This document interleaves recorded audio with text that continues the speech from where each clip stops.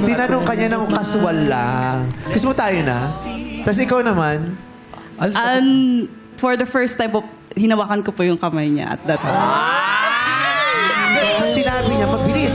Diba? Pwede, gusto mo tayo na? Tapos hindi ka nakapagsalita, hinawakan mo yung kamay niya. Opo, kasi Anong ginawa mo sa kamay niya?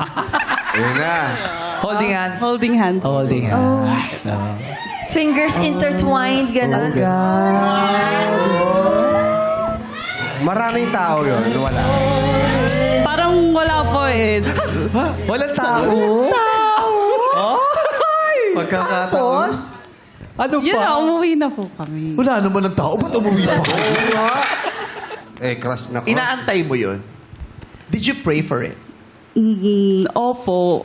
Parang lagi ko na-imagine. Ma-imagine si ate. Basta kayo pumupunta nun sa imagination mo. Kasalan na po agad. Ang bilis. Kasalan agad. Si Paolo. Kasalan agad. Pero ninang siya. Sakit.